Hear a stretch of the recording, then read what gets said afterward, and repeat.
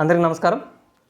ఈరోజు మనం intermediate second year మ్యాథ్స్కి సంబంధించిన నెక్స్ట్ టాపిక్ స్టార్ట్ చేసుకుందాం. సో అది ప్రాబబిలిటీ. ప్రాబబిలిటీ అనేది మ్యాథమెటిక్స్లోనే ఒక న్యూలీ స్టార్టెడ్ టాపిక్ అనుకోవచ్చు. అంటే మనకు ఓల్డెన్ డేస్లో ఉండే మ్యాథమెటిక్స్కి ఈ లేటెస్ట్ మ్యాథమెటిక్స్లో ఏదైనా డిఫరెన్స్ ఉంది అంటే అది probability one of the chapters అవుతుంది. లేటెస్ట్ స్టడీస్ ఇవన్నీ మ్యాథమెటిక్స్లో లేటెస్ట్ అంటే మరీ నిన్న మొన్న వచ్చిన లేటెస్ట్ అంటే కొన్ని ఫ్యూ ఇయర్స్ బ్యాక్ మ్యాథ్స్లోకి ఒక చాప్టర్ లాగా ఎంటర్ అయిన ఒక టాపిక్ ఉండేది. ప్రాబబిలిటీ మనకి యాన్షియంట్ డేస్లో ఉండేది. ఈ జూదాలు ఆడేటప్పుడు కానీ ఆ గేమ్స్ ఆడేటప్పుడు కానీ అంటే దీని యొక్క ఒక థియరిటికల్ టచ్, ఒక ప్రాబ్లమాటిక్ ఎసెన్స్ అనేది ఇచ్చి దీని ఒక మ్యాథమెటిక్స్ చాప్టర్గా మనం డిస్కస్ చేసుకుంటున్నాం అంటే అది కొన్ని ఫ్యూ ఇయర్స్ నుంచే జరుగుతుంది.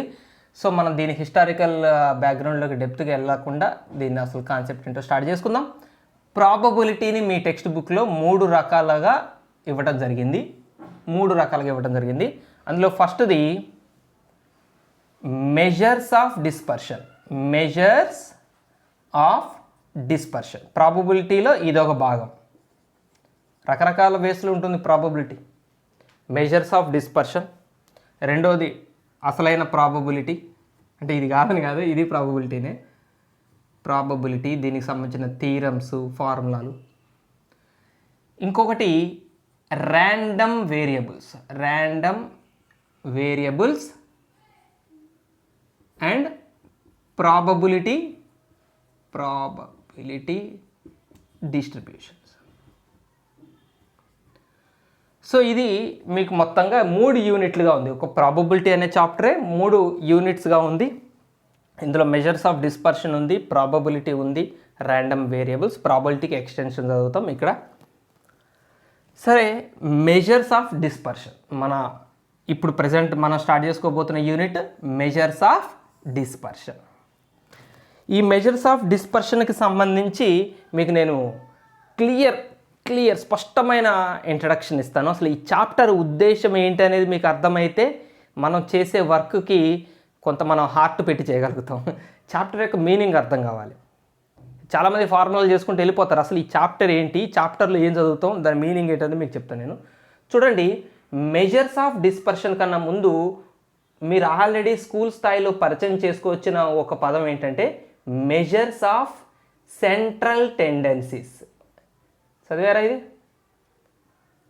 మర్చిపోయారేమో. Central tendencies, measures of central tendencies. ఇది మీరు స్కూల్ స్థాయిలో చదువుకొని వచ్చారు. చాలామందికి ఈ పేరు కన్నా కూడా వీటి సెంట్రల్ టెండెన్సీస్ అంటే ఏంటో అప్పుడు గుర్తుకొస్తుంది, రాస్తే గుర్తుకొస్తుంది. మీన్, మీడియన్, మోడ్, వీటిని మెజర్స్ ఆఫ్ సెంట్రల్ టెండెన్సీస్ అంట. ఇప్పుడు గుర్తుకొచ్చిందా మీకు?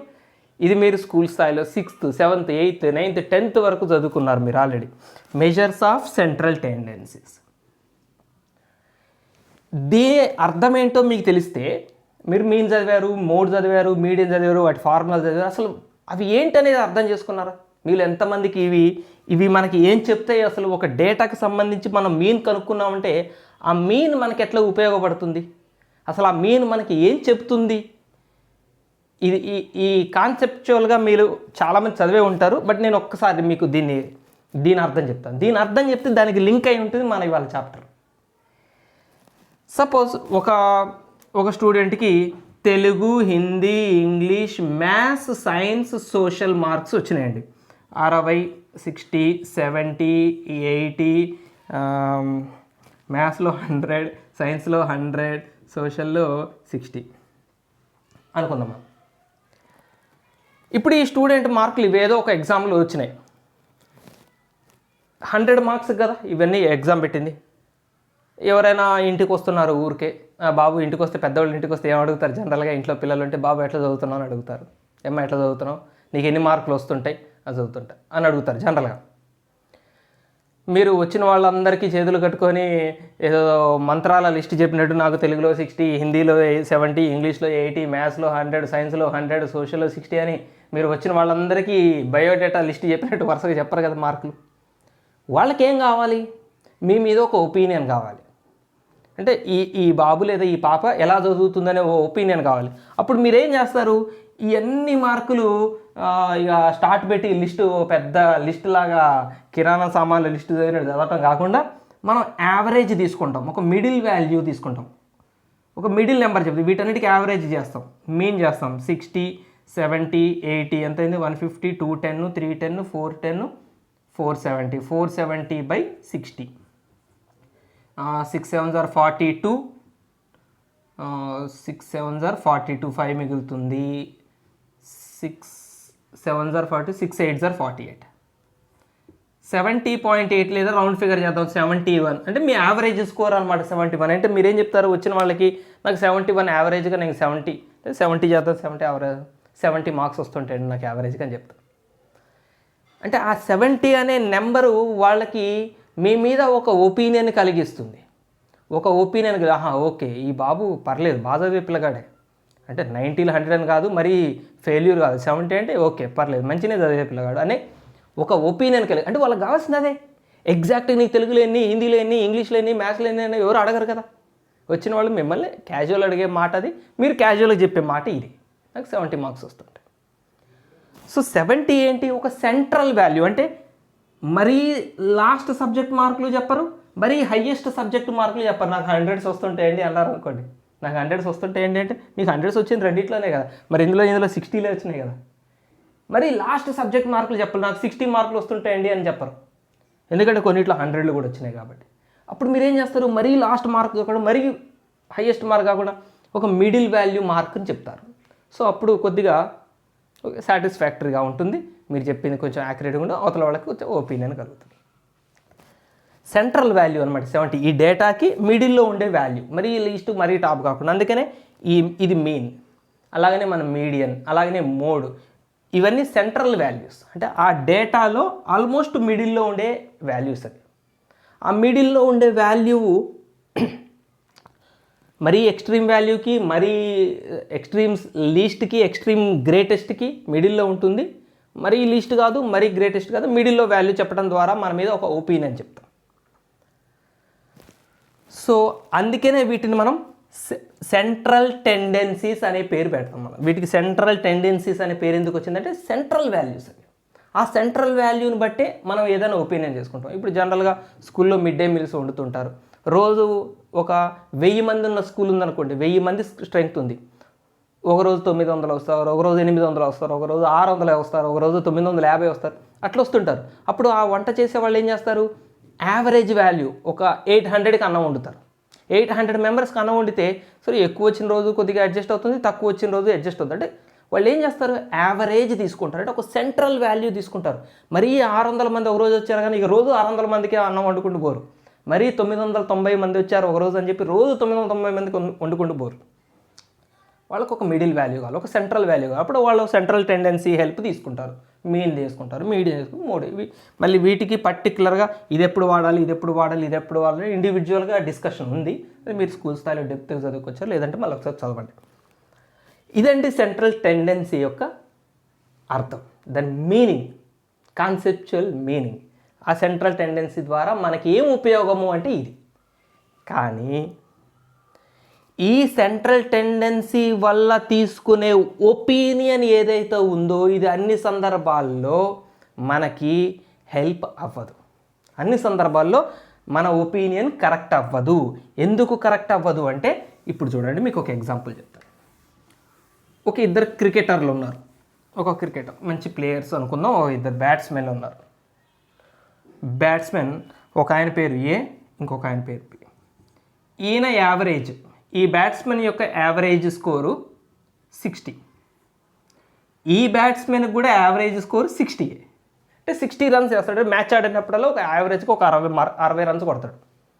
ఇప్పుడు చెప్పండి, ఈ బ్యాట్స్మెన్ ఇద్దరు ఒకటేనా కదా?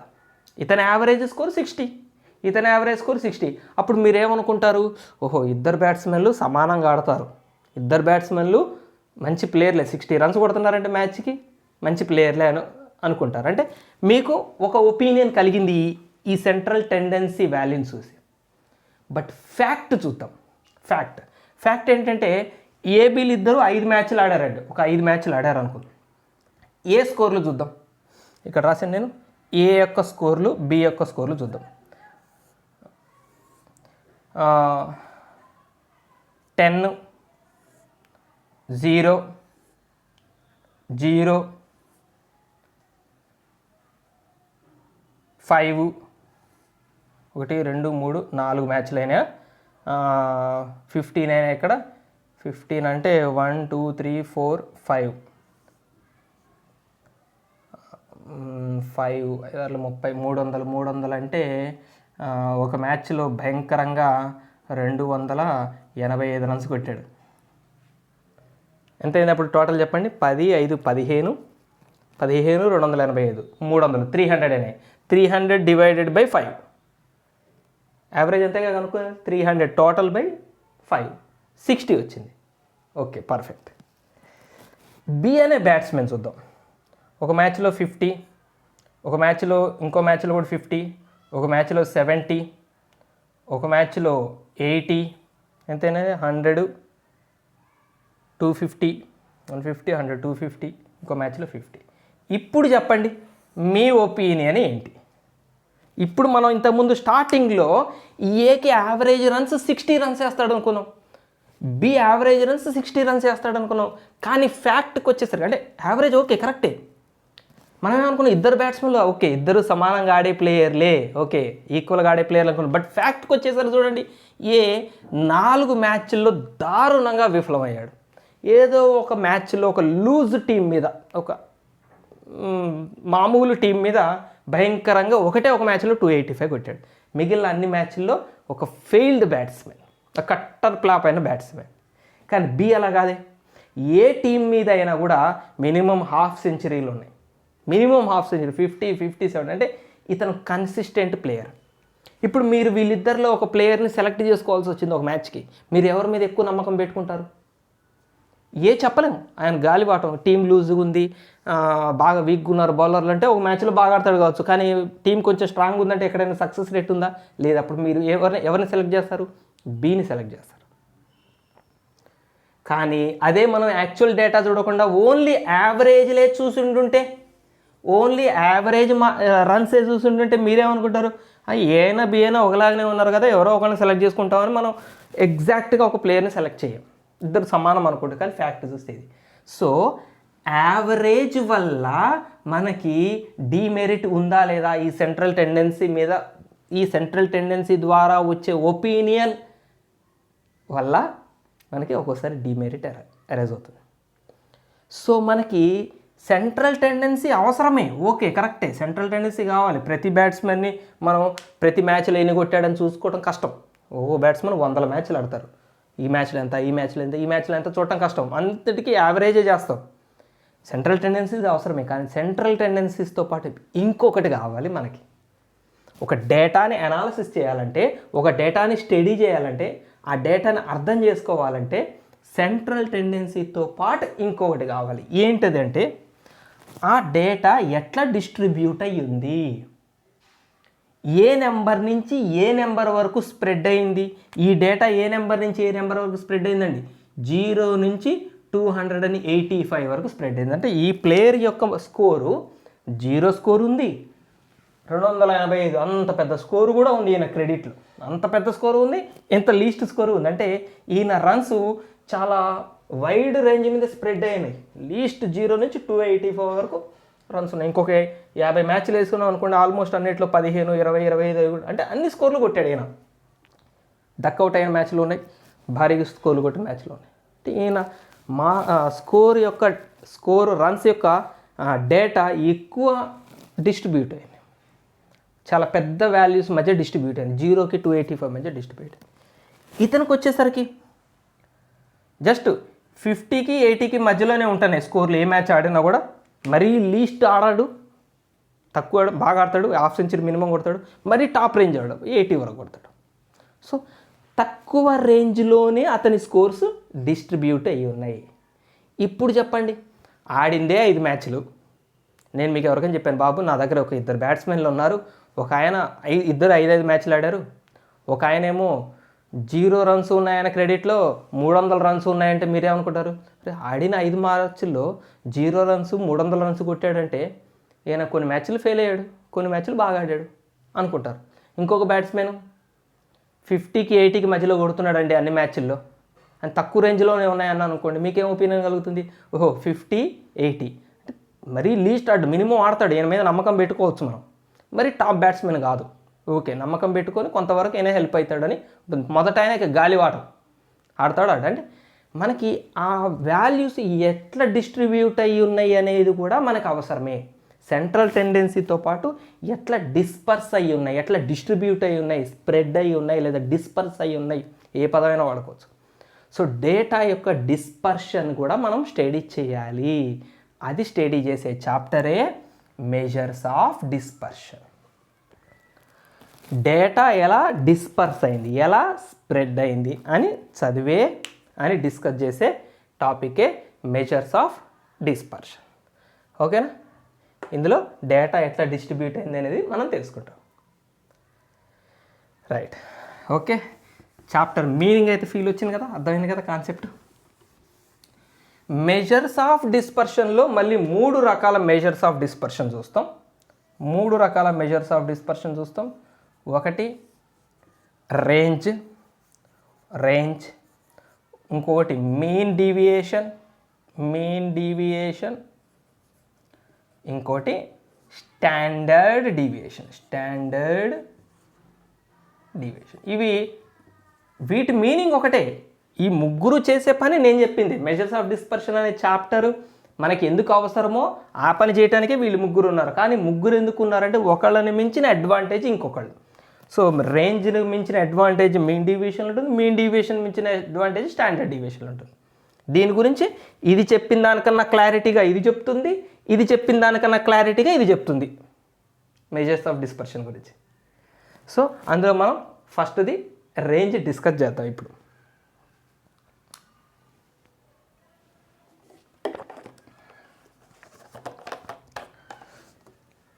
ఓకే, ఇప్పుడు మనం మెజర్స్ ఆఫ్ డిస్పర్షన్లో ఫస్ట్ రేంజ్ని చూద్దాం. మనం రేంజ్ ఏం చెప్తుంది మనకి డేటానికి సంబంధించి చూద్దాం.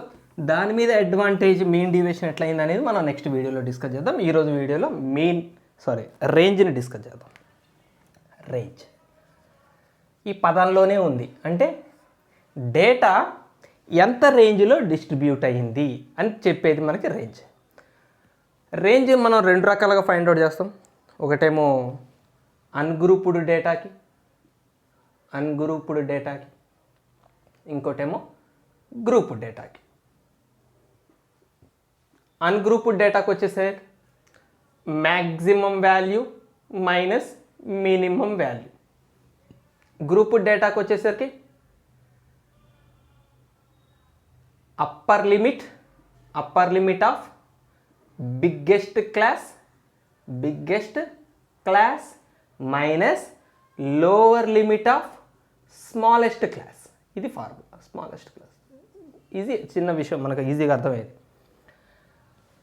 అన్గ్రూప్డ్ డేటా రేంజ్ మనం బాగా వాడుతూ ఉంటాం, బాగా చూస్తుంటాం. మనకి ఏదైనా డేటా అన్గ్రూప్డ్ అంటే తెలుసుగా మీకు, ఇంతకీ రా డేటా అంటే స్కోర్స్ విడివిడిగా చూస్తే మనం దాని అన్గ్రూప్డ్ డేటా.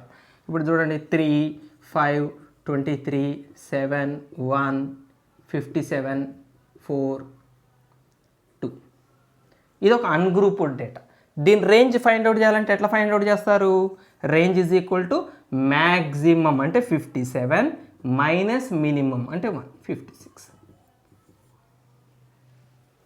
అంటే రేంజ్ మనకి ఇది మనం చిన్నప్పుడు క్లాసెస్ నుంచి నేర్చుకుని వచ్చింది. ఇక్కడ మనం తెలుసుకుంటుంది ఏంటి, దీని మీనింగ్ తెలుసుకుంటున్నాం. అంటే హయ్యర్ క్లాస్లో మనం ఈ కాన్సెప్ట్ చదువుతున్నామంటే మనం ఏం చేయాలి, ఫార్ములాలను అప్లై చేస్తూ చేసే ప్రొసీజర్ వేరే, అది సెకండరీ. అసలు ఆ వాల్యూ మనకి ఏం చెప్తుంది ఒక డేటా గురించి అనేది తెలియాలి. అంటే ఈ స్కోర్సు 56 రేంజ్ మీద స్ప్రెడ్ అయి ఉన్నాయి. లోయెస్ట్ లిమిట్ ఎంత, లోయెస్ట్ వాల్యూ 1, హైయెస్ట్ వాల్యూ 57. అంటే 1 నుంచి 57 వరకు, 1 నుంచి 57 వరకు అంటే 56 రేంజ్ మీద స్ప్రెడ్ అయి ఉన్నాయి. ఇది ఇంకా మీకు ఫీల్ రావాలంటే ఇప్పుడు ఒక చిన్న ఎగ్జాంపుల్ చెప్తే చూడండి. 2 స్టూడెంట్స్ ఉన్నారు, పి, ఇంకోళ్ళ పేరు క్యూ. ఇతనికి యావరేజ్ అంటే నేను సెంట్రల్ టెండెన్సీ అనుకుంటున్నా, సెంట్రల్ టెండెన్సీ చెప్తున్నా, రేంజ్ చెప్తాను నేను, రెండు చెప్తాను. మీకు ఇంతకుముందు ఏం చెప్పాను, మనకి సెంట్రల్ టెండెన్సీ కూడా అవసరమే, సెంట్రల్ టెండెన్సీ అవసరమే, మెజర్స్ ఆఫ్ డిస్పర్షన్ అవసరమే, మెజర్స్ ఆఫ్ సెంట్రల్ టెండెన్సీస్ అవసరమే, మెజర్స్ ఆఫ్ డిస్పర్షన్ అవసరమే, రెండు ఉండాలి డేటా గురించి పర్ఫెక్ట్ చెప్పాలంటే. సో సెంట్రల్ టెండెన్సీ అంటే ఇక్కడ నేను చెప్తుంది మీన్. ఇక పి అనే అతనికి ఏ ఎగ్జామ్ రాసినా 50 యావరేజ్ వస్తుంది. క్యూ అనే అతనికి ఏ ఎగ్జామ్ రాసినా 70 యావరేజ్ వస్తుంది. ఈ రెండు చూసి ఏ పిల్లగాడు మంచి పిల్లగాడు అనుకుంటున్నారు మీరు? ఏ స్టూడెంట్ మంచి స్టూడెంట్, మంచి ఇన్ ద సెన్స్ మంచి మార్కులు వచ్చే స్టూడెంట్, మార్కులకి మంచి తనహానికి సంబంధం లేదు, ఓకే అది పక్కన పెట్టండి. ఏ స్టూడెంట్ మంచి మార్కులు సంపాదించుకున్న స్టూడెంట్స్ ఈ రెండిట్లో డెఫినెట్గా క్యూకి మంచి మార్కులు వస్తున్నాయి, 70 మార్క్స్ వస్తాయి. ఇప్పుడు మనం రేంజ్ చూద్దాం. రేంజ్ చూసేసరికి ఇతని రేంజ్ 5, ఇతని రేంజ్ 30 కూడా 30 ఇంకా పెద్ద రేంజ్ మేడం. ఇతని రేంజ్ 50. ఇప్పుడు చెప్పండి ఇక్కడ తేడా వస్తుంది. అరే సెంట్రల్ టెండెన్సీ మీన్ ప్రకారం చూస్తే క్యూ మంచి చదివే పిల్లగాడు, కానీ ఇతనికి రేంజ్ 50 ఎందుకు వచ్చింది అంటే 50 రేంజ్ పెద్దది ఎప్పుడు వస్తుంది, హయ్యెస్ట్ 56 రేంజ్ ఎప్పుడైంది, హయ్యెస్ట్ 57, లీస్ట్ 1 అంటే హయ్యెస్ట్ వాల్యూ పెద్దగా ఉంది, లీస్ట్ వాల్యూ చిన్నగా ఉంది, అందుకే రేంజ్ 56 వచ్చింది. అదే హయ్యెస్ట్ వాల్యూ 57, లీస్ట్ వాల్యూ 52లో ఉందనుకోండి, హయ్యెస్ట్ లీస్ట్ చాలా దగ్గరకు ఉన్నాయనుకోండి, అప్పుడు రేంజ్ కూడా మీకు తగ్గుతుంది, రేంజ్ తక్కువ వస్తుంది. ఇప్పుడు చెప్పండి ఏ స్టూడెంట్ మంచిగా చదువుతున్న స్టూడెంట్ ఇద్దరిలో ఎవరికైతే రేంజ్ తక్కువ ఉందో అతను మంచి చదువుతున్న స్టూడెంట్. ఎట్లా చెప్తాం? అతని రేంజ్ 5 ఉంది అంటే ఇతనికి హయ్యెస్ట్ మార్కు లీస్ట్ మార్కు చాలా దగ్గరగా ఉన్నాయి. అంటే ఇప్పుడు highest mark for example 55 marks అనుకోండి, ఇతని హయ్యెస్ట్ మార్క్స్ 55 అనుకోండి, లీస్ట్ మార్క్స్ 55 రేంజ్ అంటే ఇక్కడ వాల్యూస్కి మ్యాచ్ అవ్వదు. ఇప్పుడు నేను చెప్పేది రేంజ్ మనం పని చేద్దాం, రేంజ్ మరీ 5 కాకుండా 10 తీసుకుందాం, 55 లీస్ట్ 45 అనుకుందాం. లీస్ట్ అంటే మార్క్ సబ్జెక్టు లాస్ట్ మార్కులు 45, హైయెస్ట్ 55 అంటే అన్ని సబ్జెక్టులలో అతను ఒక లెవెల్లో అన్ని యావరేజ్గా సమానంగా చదువుతున్నాడు. 55 ఎట్లా చదువుతున్నాడు, హైయెస్ట్ 55 ఒక సబ్జెక్ట్లో, లీస్ట్ 45, ఫెయిల్యూర్ కాదు టాపరు కాదు. మరి ఇతని రేంజ్ ఎందుకు 50 వచ్చింది, ఇతనికి హైయెస్ట్ మార్కు 90 మార్కులు వచ్చి ఉంటుంది,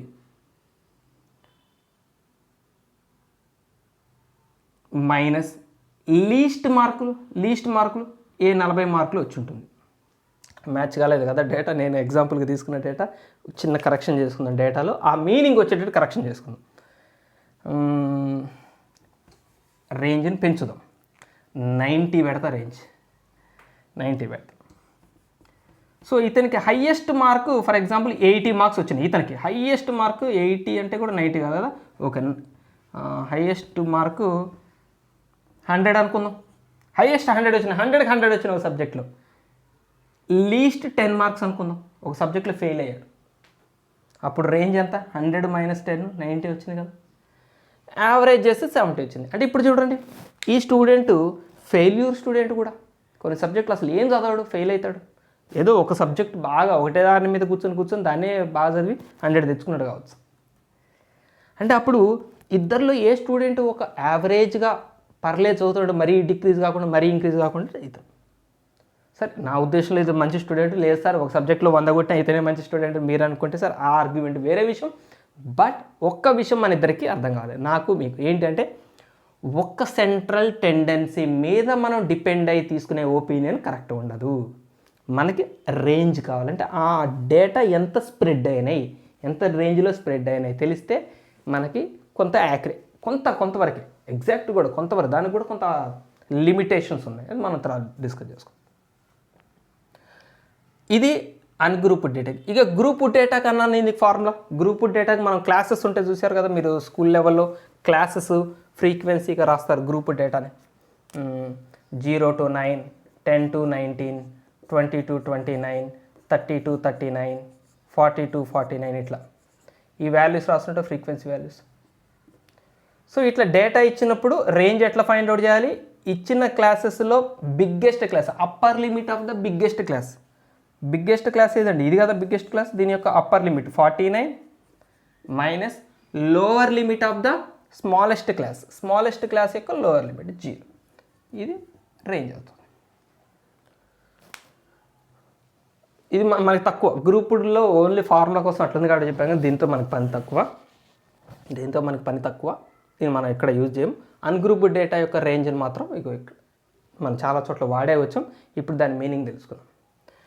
చలో, ఈ రేంజ్ యొక్క లిమిటేషన్స్ ఏంటి అంటే, రేంజ్ మనకి పర్లేదు, సెంట్రల్ టెండెన్సీ కన్నా రేంజ్ కూడా ఉంటే మనకు కొంచెం ఒపీనియన్ ఎగ్జాక్ట్ అయింది. సెంట్రల్ టెండెన్సీ చూసి మనం తీసుకునే నిర్ణయానికను రేంజ్ కూడా ఉంటే అప్పుడు మనం ఎస్టిమేషన్ చేసుకునే నిర్ణయానికి తేడా ఉంది. కానీ మరి రేంజ్కు ఉన్న డీమెరిట్స్ ఏంటి? ఇక్కడ చూడండి, ఇక్కడే చూద్దాం మనం డీమెరిట్స్. ఇతని రేంజ్ 10, అంటే మనం ఏమనుకున్నాం, ఒకటి 45, హైయెస్ట్ 45, లీస్ట్ 50, హైయెస్ట్ 55, లీస్ట్ 45 అనుకున్నాం. రేంజ్ అప్పుడు 10 అయింది. అంటే ఆయన సబ్జెక్ట్ యొక్క మార్కులు 45కి 55కి మధ్యలో ఉంటాయి. 45కి 55కి మధ్యలో ఉంటాయి. ఇతని రేంజ్ 100 - 10 అన్నాం. అంటే ఇతని మార్కులు 10కి 100కి మధ్యలో ఉంటాయి. ఈయన మార్కులు జనరల్గా Telugu, Hindi, English, maths, science, social 10కి 100కి మధ్యలో ఉంటాయి. ఇంతవరకు మనకి రేంజ్ చెప్తుంది. కానీ రేంజ్ ఇందులో ఉన్న ఎగ్జాక్ట్ వాల్యూస్ మధ్య రిలేషన్ చెప్పదు. అంటే ఎక్కువ సబ్జెక్టులు 10కి దగ్గరలో ఉన్నాయా, 100కి దగ్గరలో ఉన్నాయా? ఎక్కువ సబ్జెక్టులు, లీస్ట్ తెలుసు, హైయెస్ట్ తెలుసు. బట్ మనకి డేటా మీద ఇప్పుడు మీకు ఒక సబ్జెక్టులో 10 మార్కులు వచ్చినాయి, ఫెయిల్ అయ్యాడు. ఒక సబ్జెక్టులో 100 మార్కులు వచ్చినాయి, టాపర్. అంటే 2 సబ్జెక్టుల గురించి తెలిసింది. మరి మిగిలిన సబ్జెక్ట్ సంగతి మీకు ఏమైనా ఎస్టిమేషన్ కుదురుతుందా ఆలోచించడానికి? లీస్ట్ సబ్జెక్ట్ ఫెయిల్ అయ్యాడు అంటే ఆ సబ్జెక్ట్ కనుక రాదు. ఒక సబ్జెక్టులో 100 వచ్చినాయి, టాపర్. రెండింటి గురించి పర్ఫెక్ట్ తెలిసింది రేంజ్ వల్ల. మిగిలిన సబ్జెక్టులు 100కి దగ్గరలో ఉంటాయా, 10కి దగ్గరలో ఉంటాయా? దీన్ని అంచనా వేయడం కొంచెం కష్టం, కొద్దిగా కష్టం. అఫ్కోర్స్ 17 చూసి మీరు చెప్పచ్చు కొద్దిగా అది 50 అబవ్ ఉంటాయి అని చెప్పచ్చు. బట్ మనం వాటిని కరెక్ట్ డిస్ట్రిబ్యూషన్ని ఎగ్జాక్ట్గా చెప్పలేము. ఎగ్జాక్ట్ నెంబర్ ఎవరూ చెప్పలేరు. 3 range, mean deviation, standard deviation, ఈ మూడిట్లో ఎక్కడా కూడా ఎగ్జాక్ట్ డేటా తెలియదు మనకి. ఈ వివరాలు చూసి ఆయన తెలుగు, హిందీ, సైన్స్, సోషల్ ఇక మనకి ఏమన్నా జాతకాలు చెప్పడం అలవాటు ఉంటే చెప్పడమే తప్ప మనం ఎగ్జాక్ట్ మార్కులు ఏ మెజర్స్ ద్వారా చెప్పలేము. బట్ మోర్ యాక్యురేట్గా చెప్పడం అనేది రేంజ్లో కుదరట్లేదు. రేంజ్లో లీస్ట్ టు హైయెస్ట్ తెలుసు కానీ మిగిలిన సబ్జెక్టులు ఎట్లా స్ప్రెడ్ అయి ఉన్నాయి చెప్పడం కష్టం. ఇది రేంజ్ యొక్క లిమిటేషన్. సో ఈ లిమిటేషన్ ఓవర్కమ్ చేస్తూ కొంతవరకు మనం మీన్ డీవియేషన్లో దీన్ని కొంత ఓవర్కమ్ చేస్తాం. అంటే మిగిలిన డేటా, మిగిలిన ఇన్ఫర్మేషన్ కూడా ఎట్లెట్లున్నాయి, మరీ లీస్ట్ హైయెస్ట్ గురించే మాట్లాడకుండా మధ్యలో అబ్జర్వేషన్స్ కూడా ఎట్లా డిస్ట్రిబ్యూట్ అయ్యాయి అనేది కూడా మనం నెక్స్ట్ మీన్ డీవియేషన్ వీడియోలో డిస్కస్ చేస్తాం. ఓకేనా? సో ఈరోజు క్లాస్ మీకు పర్ఫెక్ట్గా అర్థమైందని నేను అనుకుంటున్నాను. నెక్స్ట్ క్లాస్లో కలుసుకుందాం. అప్పటి వరకు బాయ్ బాయ్. జై హింద్.